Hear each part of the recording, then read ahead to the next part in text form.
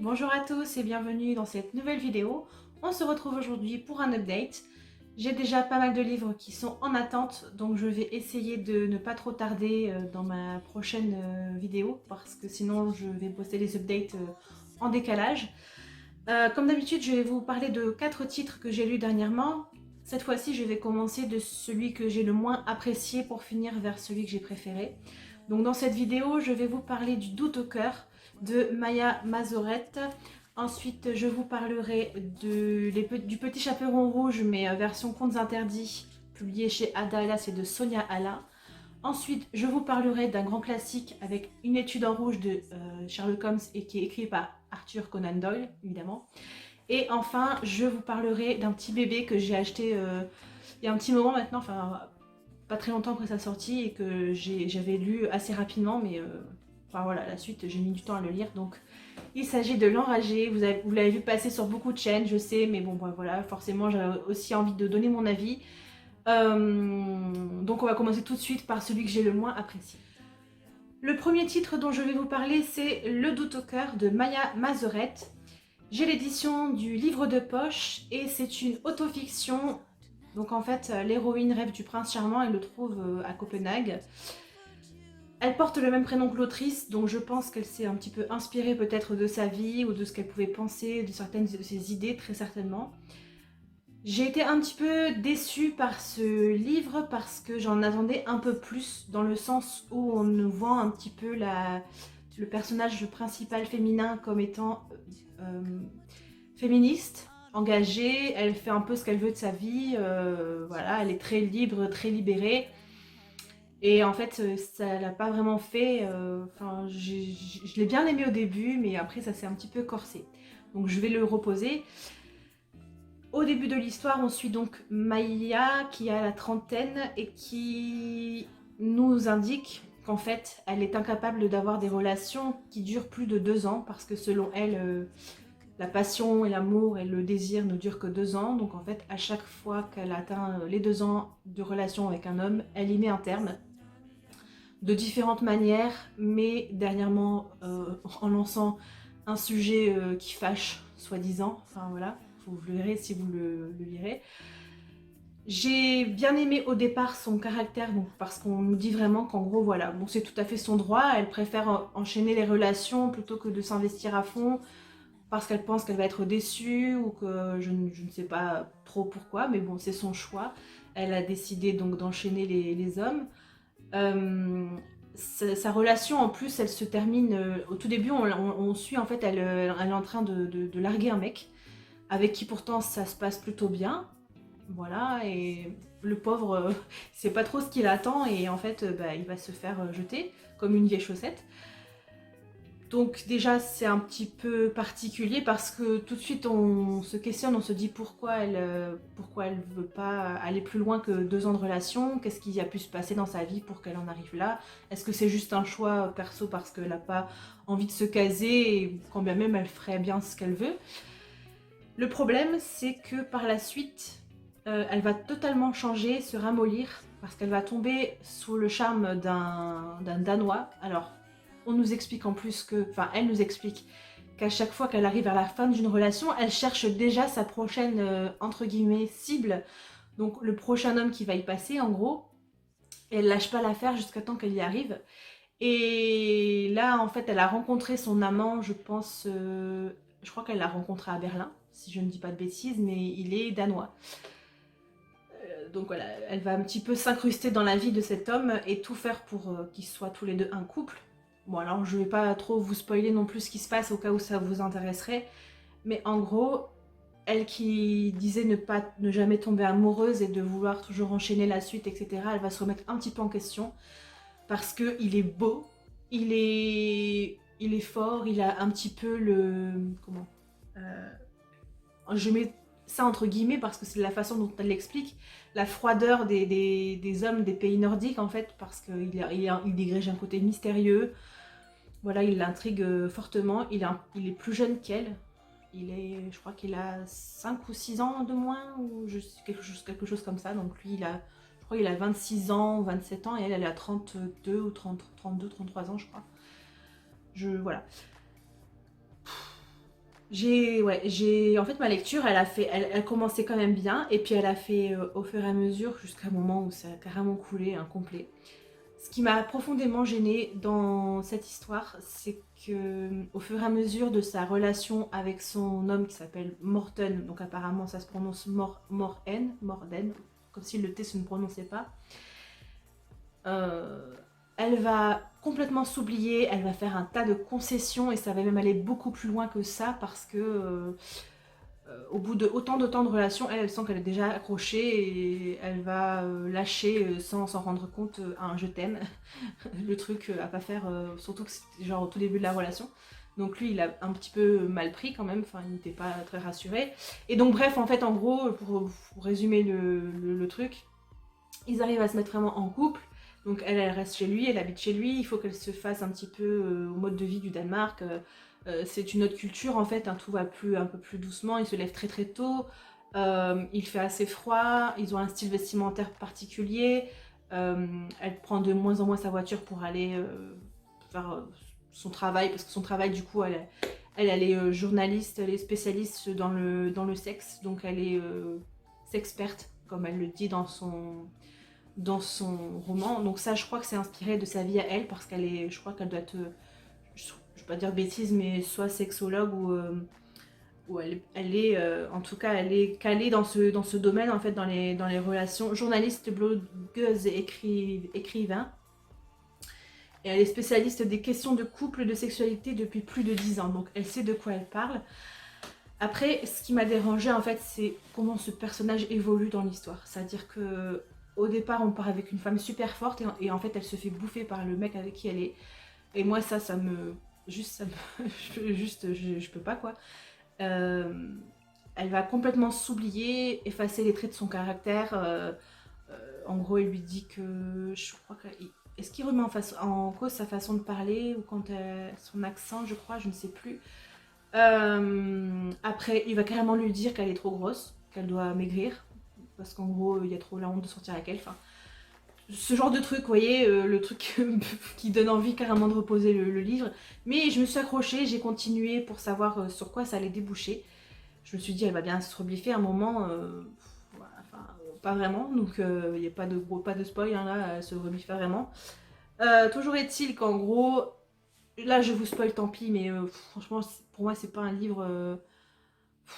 Ouais, je sais pas trop quoi en penser, donc si vous voulez le lire, vous pouvez, enfin, grand bien vous fasse, mais moi perso, c'est pas quelque chose dont je parlerai spécialement dans mon entourage, voilà, parce que j'ai vraiment pas aimé comment son personnage évoluait.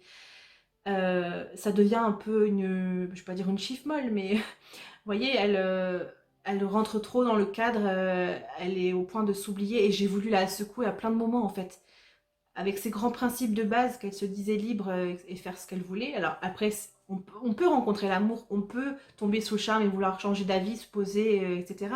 Mais le problème, c'est que quand en face de soi, c'est un homme pas vraiment bien pour elle, hein, pas recommandable, parce que pour moi, un homme qui t'insulte, qui te traite de grosse, qui te dit de changer, enfin voilà, il l'estime pas beaucoup en fait. Ouais, il l'estime pas beaucoup. Même son métier, c'est un peu. Ouais, elle fait ça comme pour un passe-temps quoi. Vous voyez, il y a beaucoup de choses qui m'ont dérangé dans son comportement. Il est assez abject. Il pense qu'à sa carrière, son argent. Et de la façon dont c'est présenté ensuite la relation, j'ai l'impression qu'elle est restée un peu pour ça. Parce que c'était un beau Danois qui avait une bonne carrure, il était grand, avec des yeux clairs. Enfin, le cliché du mec qui vient des pays nordiques, hein, malheureusement. Et bah, son caractère au mec, il fait clairement pas envie, quoi. Vous n'avez pas vraiment envie de vivre avec lui. Voilà. Bref, j'arrive à la fin du roman, donc il va se passer un truc. Enfin, voilà, elle va prendre une décision, soit de rester, soit de partir. Mais j'ai envie de lui dire, mais il était temps que tu réagisses un peu, que tu fasses quelque chose, que tu essayes de voir, soit de creuser pour voir si vous pouvez vraiment être en couple et lui, à lui de changer, ou soit toi tu te barres, quoi, enfin voilà. Mais pour le coup, il y avait bien, ouais, ça traînait un peu en longueur à la fin en fait. Enfin, le temps que la fin finale arrive, la fin finale, je sais pas si c'est très un pléonasme, le temps que la fin se décide vraiment, c'était long à arriver, mais en fait, la conclusion, Elle n'a fait que quelques pages et pour moi c'était trop peu en fait. Enfin, j'aurais voulu vraiment peut-être une remise en question de sa part, savoir est-ce qu'elle allait peut-être changer un peu de comportement ou pas. Enfin, vous voyez, c'est encore un de ses livres à la fin, je me suis dit tout ça pour ça. Voilà, clairement, c'est ce que je me suis dit. Je ne vais pas épiloguer plus longtemps sur ce titre, je passe tout de suite au second roman de cet update avec un titre des éditions Ada, donc Le Petit Chaperon Rouge, qui fait partie de la série des Contes Interdits. Celui-ci, il est écrit par Sonia Alain. Je vous mets la couverture là. Alors, déjà, sachez que c'est pour un public averti, c'est bien précisé, mais c'est clairement pas à mettre dans les mains de tout le monde. Je vous le dis d'entrée, les trigger warnings comme on peut dire, hein, on parle de viol, il y a de la violence, il y a, enfin voilà, c'est sanglant, c'est compliqué à lire, il y a certains passages qui sont un petit peu compliqués quand même. Compliqués dans le sens, faut avoir le corps bien accroché et pas être dégoûté par son lit, quoi, parce qu'il y a des fois... De toute façon, vous savez très bien, avec la collection des contes interdits, c'est soit ça passe, soit ça casse. Il n'y a pas de juste milieu. Je pense que soit on accroche au délire, on se dit que bon bah on est dans toute la glauquitude, je sais pas si ça existe, mais tout dans le glauque qu'il peut y avoir sur Terre, ou pas. Ou alors on s'intéresse même pas du tout à ce titre et puis voilà, on passe son chemin. On va suivre une jeune femme qui a perdu sa maman. Donc au début de l'histoire, en gros, elle est confiée à sa grand-mère, elle est encore qu'un bébé. Et ensuite, on la voit grandir très rapidement parce que c'est très court les premiers épisodes, j'allais dire les premiers chapitres. Vu qu'on parle un petit peu de son enfance, on sait que sa mamie, elle lui transmet un petit peu la culture tzigane. Donc elle croit un petit peu en certaines choses et peut-être un peu des esprits. Elle est un petit peu magicienne, vous voyez. Elle est tout dans ce truc-là. Donc elle transmet forcément sa culture à sa petite fille. Et en fait, sa grand-mère, bon, c'est le petit chaperon rouge, donc si vous savez que c'est un petit peu dévié de l'histoire principale, la mamie, elle va mourir. Et le petit chaperon rouge va se rebeller en grandissant. Elle va vouloir se venger des personnes qui ont fait ça à sa grand-mère. Donc déjà, la scène de meurtre, elle est détaillée, hein, gore, sanglante, dégueulasse. On peut dire ça comme ça, enfin, il n'y a pas d'autre mot pour le dire, je pense. On se doute que si elle veut vraiment prendre sa revanche, ça va péter, comme on dit. Et en fait, à sa sortie, parce qu'elle est partie en famille d'accueil, dans les centres et choses comme ça, les centres un peu de délinquants, parce qu'elle n'était pas très clean, hein, la petite fille. Et en fait, elle va retrouver les personnes qui ont fait ça, forcément, elle va se venger. Donc vous vous doutez bien que ça va pas être tout beau tout rose, elle va pas aller jouer à la marelle avec eux. Elle va péter un câble et en gros toutes les scènes de meurtre, donc elle veut se venger de 6 personnes, mais il y a vraiment 5 grosses scènes qui sont écœurantes au possible, hein. Voilà, c'est un peu particulier quand même. Je vais pas rentrer dans les détails de la fin parce que ouais, c'était la fin, elle était bien, voilà, ça allait dans la continuité de l'histoire, on va dire. Après, il y a des petits trucs qui m'ont dérangé, mais comme souvent avec les contes interdits, parce qu'il y a des raccourcis qui sont pris. Et ça aurait pu être une très bonne histoire sans quelques petits détails, en fait, vous voyez. Elle veut se venger des hommes qui ont tué sa grand-mère, d'accord. Par la suite, on va aussi découvrir qu'il y a un mystère par rapport à la mort de sa mère également, donc tout est un petit peu lié. Mais le problème, c'est que, bon là je vous spoil un élément de l'intrigue, c'est qu'en fait, pour arriver à ses fins, genre elle va se prostituer, enfin, elle va, en gros, elle va se taper les hommes qui ont tué sa grand-mère, quoi. Enfin, faut être un peu, je sais pas, enfin, c'est vraiment glauque, quoi, c'est... Qu'elle ait envie de sang, de les tuer, déjà, c'est déjà assez... Bah, non, c'est pas que c'est normal, mais vous voyez, ça va dans l'esprit de l'histoire, elle veut se venger, voilà. Mais après, est-ce que ça a été vraiment nécessaire qu'elle se rabaisse à coucher avec eux? Je suis pas sûre, hein. Surtout qu'elle a subi des scènes aussi de violence, donc, enfin, du coup, moi, ça me paraît pas très logique, en fait. J'aurais même pas envie de toucher cette personne si elle a fait du mal à quelqu'un de ma famille, enfin voilà. Après oui, c'est un conte, c'est une histoire, c'est un conte interdit. Voilà, ça allait pas être genre je vais juste le tuer, il y aurait pas d'histoire en gros, il y aurait pas de truc glauque à raconter quoi. Mais sachez que c'est assez, c'est space quoi, enfin faut s'imaginer le truc. Je vais pas épiloguer plus longtemps, je pense que c'était un bon résumé. Forcément vous doutez bien qu'il y a quand même un policier qui va intervenir, il va participer, prendre place dans cette enquête parce que forcément les meurtres vont être découverts, enfin voilà. Et il y a aussi l'esprit de cigane qui est dedans, enfin je vous le dis pas parce que ça c'était des petites touches que j'ai bien aimées, ça ce côté-là un petit peu surnaturel, de croyance en les défunts, etc. Enfin ça m'a bien plu. Après le côté sanguinolent, le côté sanglant ça me dérange pas, mais le côté perversion sexuelle pour arriver à ses fins, ça j'avoue que j'ai un petit peu de mal quand même, enfin voilà. Après je compare avec un que j'avais lu qui était Blanche-Neige. Là on sent que c'est, enfin je sais pas si c'est vraiment un rapport, mais on sent que c'est écrit par une femme parce que c'est pas non plus des scènes de sexe gratuites, vous voyez, c'est dans un but entre guillemets, c'est pour vraiment arriver à ses fins, alors que dans d'autres, dans ceux que j'avais lu précédemment, j'avais l'impression que c'était vraiment du cul pour du cul quoi. Enfin pardonnez-moi mon langage, mais c'est la vérité. Je m'arrête là pour ce titre. Je passe maintenant à un truc qui est vraiment le grand extrême, puisqu'il s'agit d'un classique, avec Une étude en rouge, donc qui raconte la première enquête de Sherlock Holmes, écrit par Sir Arthur Conan Doyle, évidemment. Je pense que tout le monde connaît, même si vous n'avez jamais lu de Sherlock Holmes, je pense que vous connaissez de nom. Et moi ça m'a bien plu, alors c'est vraiment tout petit, hein, vous voyez, c'est l'édition Librio en plus que j'ai, donc il fait même pas de... Il fait 125 pages, 126 exactement. 126 pages, et on va assister à la première enquête de Sherlock Holmes, ainsi qu'à sa rencontre avec le professeur Watson, enfin le professeur Watson, le docteur Watson, ouais plutôt. euh, Ça m'a vraiment bien plu. J'ai été un petit peu déstabilisée à un moment du roman parce que je m'attendais pas à ce que ce soit qu'on passe du coq à l'âne comme ça en fait. Donc il y a eu un meurtre forcément. Donc, au début on suit, c'est raconté par Watson, donc on va suivre son personnage qui va aller à la rencontre de Sherlock. Les deux hommes vont vite accrocher ensemble en fait, ils vont très vite s'installer ensemble à Baker Street, hein, pour partager cet appartement, enfin ce logement. Et Sherlock va lui demander de le suivre dans cette enquête. Bon, pour lui, c'est pas sa première enquête parce que voilà, on fait déjà appel à lui quand les meilleurs enquêteurs policiers n'arrivent pas à trouver vraiment des éléments qu'il faut pour résoudre des meurtres.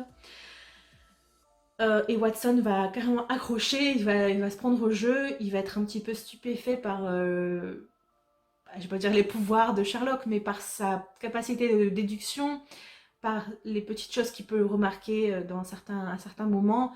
Alors il y a des petites touches d'humour aussi, notamment quand il fait la liste des choses pour lesquelles Sherlock est doué ou a des connaissances. Alors au début on nous fait toute une liste de choses pour lesquelles il n'y a aucune connaissance. Je sais pas, genre je crois que c'est là tout ce qui est littérature, euh, la musique, je sais plus, mais enfin, vous voyez, en fait, il est vraiment plus concentré, Sherlock, sur le côté scientifique, les études de tout ce qui est en rapport à la science, à la nature, la botanique, enfin, c'est vraiment son truc. Ça m'a bien plu. Il va chercher donc des indices pour résoudre le meurtre qui a eu lieu, et en fait, à un moment donné, on passe carrément dans une autre époque, un autre pays, on se retrouve en Amérique, enfin aux USA, alors qu'à la base on était donc forcément à Londres pour résoudre ce meurtre, hein. Franchement j'avoue qu'au départ j'ai eu vraiment du mal à me dire mais qu'est-ce que c'est. Je me suis dit pourquoi on passe de... En plus voilà, d'un chapitre à l'autre il n'y a pas il y a pas de prévention, mais ouais, il n'y a pas de... il y a pas d'indice comme quoi on va remonter le temps, etc. Mais bon, c'est bien le cas. Et on découvre une autre histoire donc d'une famille qui s'est installée suite à... Il y a eu un village tout entier qui a disparu en gros, enfin les gens sont morts, etc. Et en fait il y a un homme et une fille qui sont il a un petit peu adopté la fille, ils se sont installés à un endroit pour essayer de... Enfin, pas de se développer, mais de, vous voyez, enfin, de vivre tout simplement, d'avoir une maison, de s'enrichir, d'avoir du travail, et de développer l'exploitation qu'ils avaient. Bref, donc on sait, après on comprend parce que forcément il y a des prénoms qui reviennent soit dans l'un soit dans l'autre, donc on se dit ah mais oui d'accord, je comprends maintenant pourquoi c'est lié, les deux sont liés. Et je trouve que c'est très très bien fait parce que au final ça nous fait une sorte de fil rouge, d'où l'étude en rouge en fait, hein, c'est comme un fil rouge qui relie les deux histoires, vu qu'il y a quelque chose qui s'est produit plusieurs années auparavant et qui a découlé sur le meurtre que Sherlock doit résoudre. Donc voilà, je n'en dis pas plus pour cette première enquête parce que ben, c'est du policier. Après, vous voyez, c'est pas du thriller à gros suspense. On comprend assez vite ce qui va se passer, ce qui a pu se passer, ce qui va se passer. Mais voilà, ça se lit bien et moi je me suis régalée en fait. Hein, c'est comme un petit bonbon de découvrir cette première enquête et leur première rencontre. Sachant que je l'avais déjà commencé il y a un petit moment, j'avais eu le début, donc la première scène, oui, ça me parlait vraiment beaucoup. Et j'ai vu les films qui sont adaptés un petit peu, enfin j'ai vu les films avec Robert Downey Jr. et Jude Law, forcément. Donc ça m'avait bien plu, même si voilà, on sait très bien que les films, il y a toujours plus de liberté qui sont prises par rapport au scénario que par rapport à ce qui se passe dans les vraies histoires qui ont été écrites. Mais le titre m'a bien plu. J'en ai plusieurs qui parlent un petit peu enfin, qui sont d'Arthur Conan Doyle, donc par rapport à Sherlock Holmes. Je vais peut-être essayer de les lire dans l'ordre de leur parution, ou je ne sais pas. Pourquoi pas. Mais de temps en temps, ouais, ça peut passer comme ça aussi un petit policier pour couper avec un petit peu, quand on est trop dans du bloc ou trop dans du fantastique, fantasy, ça peut faire du bien. Je passe enfin au dernier titre de la vidéo. Je vous l'ai montré en intro. Il n'y a pas vraiment de suspense vu qu'il s'agit de L'Enragé. Voilà, il brille bien en plus. C'est de Jennifer Tellier. C'est publié chez 404 éditions. C'est sorti il n'y a pas très longtemps. Si vous êtes un habitué de Booktube, je pense que vous avez dû le voir passer sur plusieurs chaînes. Pour ma part, j'ai vu, il me semble, 1 ou 2 retours, mais je ne voulais pas trop en voir avant de le lire pour ne pas être influencée par ma lecture. J'en ai pas mal à dire dessus, mais je vais essayer d'être concise sans vous spoiler l'histoire. On est au royaume de Cardamène, pardon. Alors, il y a une jolie carte au début. On apprécie toujours. Voilà. Donc, Cardamène qui est ici, voilà, juste là. On est dans ce royaume et on nous dit que le souverain, donc le roi, il est malade en fait, donc il sait qu'il va pas tarder à mourir. Et en gros, il aimerait retrouver ses héritiers parce qu'il a eu beaucoup d'enfants, enfin beaucoup, il y a eu un certain nombre d'enfants et il y en a quelques-uns, même presque tous qui sont morts. Et il y a une rumeur comme quoi en fait 2 de ses héritiers seraient toujours en vie, à savoir que c'était des jumeaux. Et en fait, il va envoyer ses meilleurs soldats pour aller les chercher, pour voir si c'est vrai, pour les retrouver. Enfin voilà, il veut remuer ciel et terre pour avoir une descendance. Et pour cela, en fait, donc, il va prendre ses meilleurs soldats, enfin, il va demander à ses meilleurs soldats de le faire, et il va également, comment dire, pas engager, oui, mais engager l'enragé, voilà. Il y a une femme qui se bat, qui est sanguinolente, qui est, je sais pas si c'est vraiment le terme, mais qui est sanglante, qui est enragée, qui se bat encore mieux que les hommes apparemment, qui n'a aucune pitié, qui est très réputée, très connue dans tout le royaume et au-delà de tous les royaumes, hein, parce que évidemment c'est un du fantasy, donc il y a plusieurs royaumes qui se touchent l'un l'autre. Il va être question aussi de clans, de guerre entre différents royaumes parce qu'ils veulent prendre la place, etc. Enfin, comme dans un peu toutes les histoires de fantasy. Enfin, beaucoup d'histoires de fantasy, je ne vais pas faire de généralité. Donc ces fameux soldats vont aller chercher cette jeune femme qui s'appelle Kern. Donc Kern la Rouge, elle a beaucoup de surnoms, l'enragée, tout ce que vous voulez. On a une démonstration de sa force assez rapidement. Vraiment, elle est... voilà, elle est elle est ouf quoi, enfin elle est badass, elle a peur de rien, elle est très froide, enfin très froide, très froide mais très chaude on pourrait dire au final, parce que si vous l'avez lu vous comprenez, mais en fait elle est froide d'apparence, mais en gros elle agit comme bon lui semble, donc si un homme lui plaît et qu'elle a envie de se le faire, bah elle va se le faire quoi, enfin voilà, pour résumer un petit peu. Cela dit, j'ai bien aimé parce qu'au départ de l'histoire, ça prend pas le pas sur vraiment son côté batailleuse, son côté guerrière, son côté badass justement. Donc ça m'a bien plu. Donc très très vite, elle va se retrouver à explorer les environs avec l'armée, enfin les soldats, tout ce que vous voulez. Apparemment les soldats, ouais si, c'est les chevaliers plutôt, parce que c'est l'époque chevalier.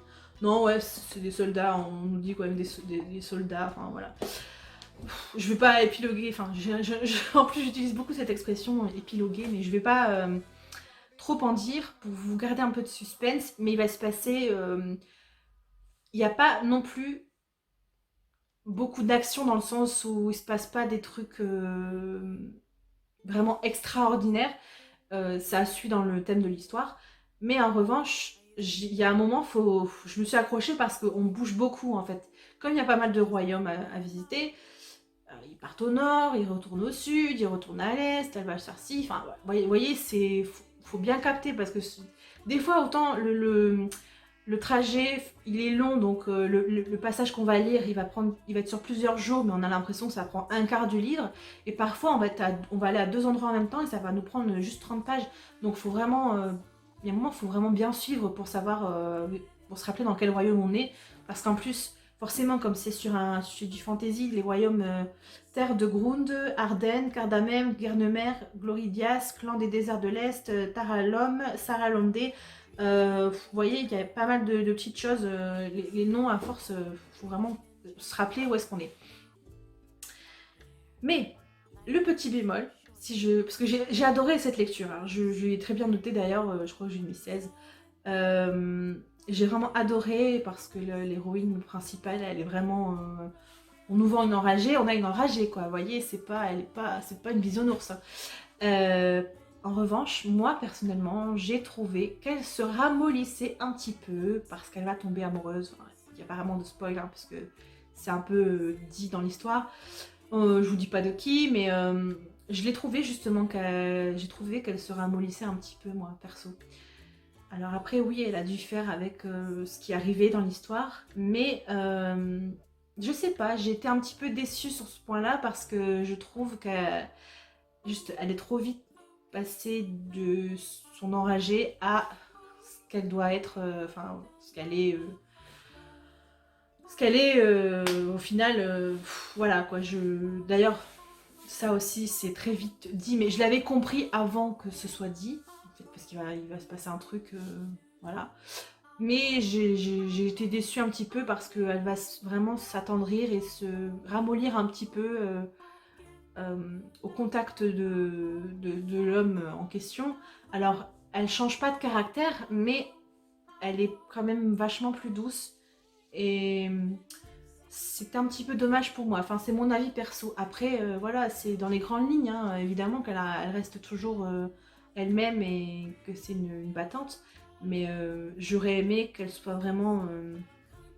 limite qu'elle se refuse à cet amour pour rester dans sa lignée de départ, en fait, enfin, tout simplement. Au niveau de la fin du roman, alors, est-ce que je m'en rappelle? Parce que ça commence à remonter un tout petit peu maintenant. Ah oui, ça y est. La fin. La fin, pour moi, voilà, on se doute qu'il va y avoir un tome 2, hein. Je ne savais pas si c'était annoncé. À la base, quand j'ai découvert le titre, je n'avais pas forcément capté qu'il allait y avoir un deuxième tome. Mais ouais, enfin, on a une vraie fin, mais il y a un épilogue qui nous laisse entrevoir un second tome. Voilà. Donc après l'enragé, est-ce que ça va être l'endiablé, l'engelé? L'engelé, rien à voir. Bon, je crois qu'il est temps que j'arrête de dire des bêtises. C'en est tout pour cette update. J'espère que ça vous a plu. Si vous avez lu certains titres, je pense que pas mal d'entre vous ont peut-être dû lire l'enragé. N'hésitez pas à venir échanger avec moi en commentaire ou juste me laisser un petit commentaire pour me dire ce que vous en avez pensé ou si vous êtes d'accord avec moi ou pas. Parce que aussi les désaccords, c'est ce qui fait, c'est ce qui crée aussi les échanges. Je vous retrouve bientôt dans une prochaine vidéo. J'ai déjà presque 2 livres qui attendent pour mon prochain update. Donc ça ne devrait pas trop tarder. Je vais essayer de garder un bon rythme jusqu'à temps que je reprenne le travail. Pas avant mi-juin, donc j'ai encore un petit peu le temps. Profitez bien de ce nouveau couvre-feu qui est passé à 21h.